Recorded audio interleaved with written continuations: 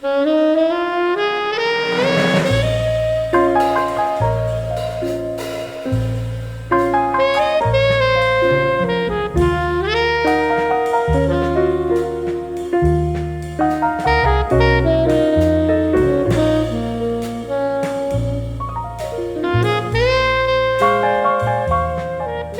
Ellington was an American jazz pianist and band leader. There's a huge page on him in Wikipedia, and I am by no means going to do his entire life history justice in what I want to be quite a short introduction here.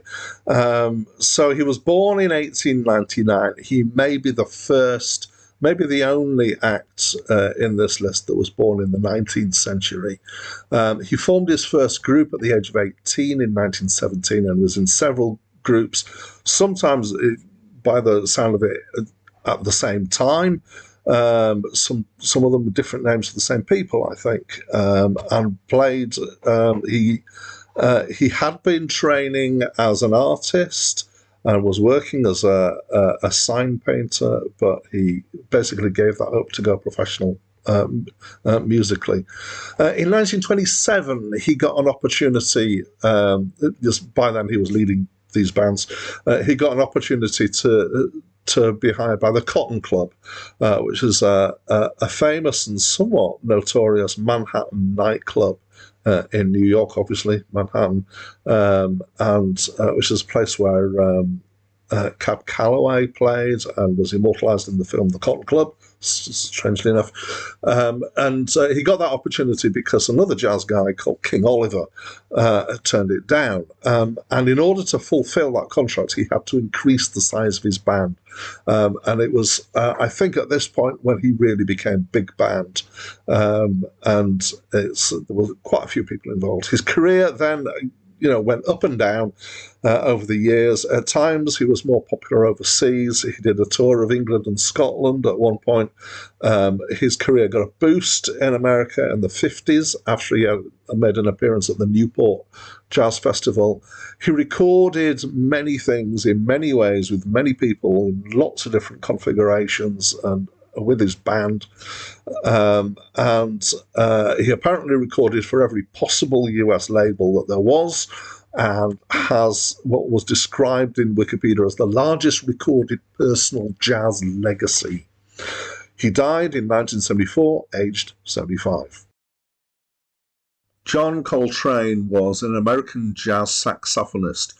He was born in 1926 in North Carolina, and he studied music and learned various instruments in his youth.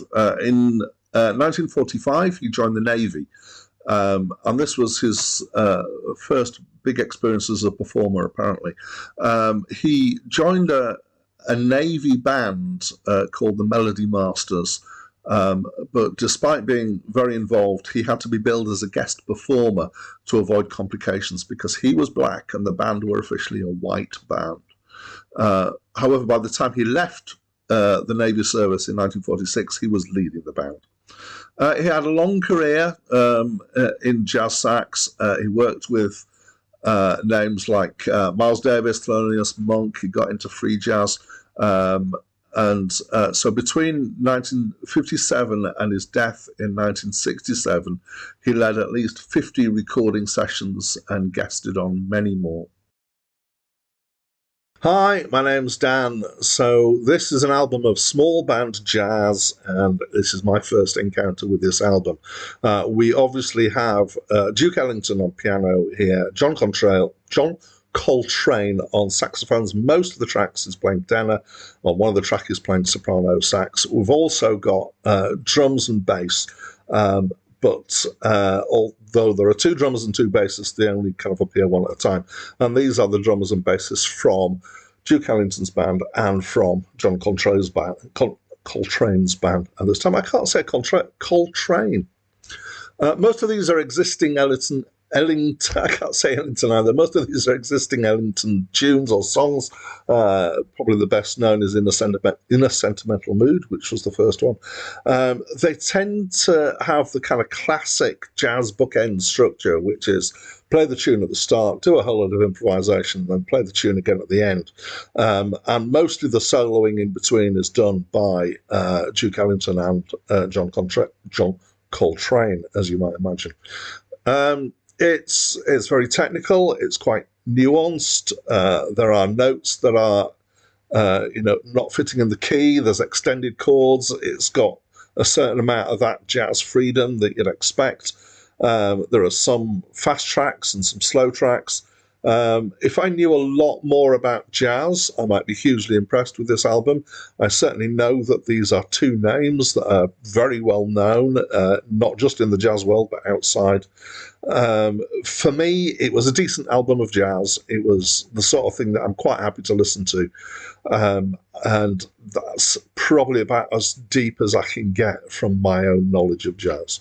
So that's what I think. What do you think? Please talk to me.